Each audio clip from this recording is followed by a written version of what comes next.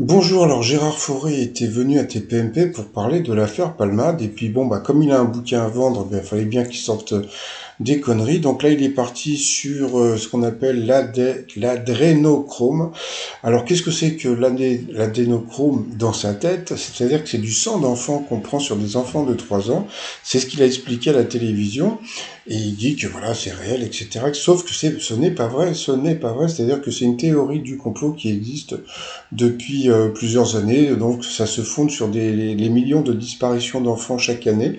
Donc, les complotistes expliquent que s'ils ne reviennent jamais, c'est parce que les enfants sont enlevés, torturés, etc., etc. Sauf que, alors, il y a un truc qu'il faut savoir, c'est que ce truc, l'adrénochrome, ça existe, mais ce n'est pas du tout du sang d'enfant, donc ça existe vraiment. Donc, la consommation d'adénochrome à des fins psychoactives, consommation de produits addictifs, est un pur mythe. Hein, ça, c'est un médecin qui l'a dit.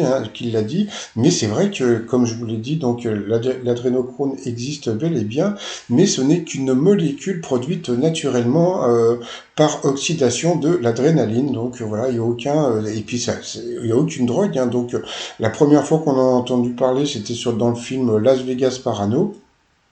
Et donc c'est Johnny Depp qui en avait parlé, mais bon, c'était le réalisateur avait dit que c'était du pipeau parce que bon, dedans il avait dit que c'était beaucoup plus fort que de la mescaline pure, etc. Et pas du tout, c'est vraiment du n'importe quoi. Il paraît que on en trouve aux États-Unis dans du collyre pour les yeux, donc voilà. Et puis la base de tout, c'est que c'est parti d'une théorie c'est reparti d'une théorie du complot avec le mouvement complotiste Canon aux États-Unis, et puis ils disent que voilà, c'est les pro-satanistes, etc., etc. Puis bon, bah, comme dirait l'autre, il y en a qui y croient et d'autres qui y croient pas. Par contre, le truc, je pense qu'on va croire, c'est à l'amende que va recevoir Cyril Hanouna pour faire passer ces messages dans l'émission.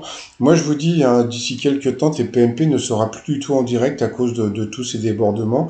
Donc, il sera obligé de faire ce que fait quotidien, donc d'avoir un espace d'une demi-heure entre pour éviter les débordements et puis les problèmes comme il y a pu y avoir avec Boyard ou les autres. Voilà. Allez, je vous dis à plus tard, bye bye.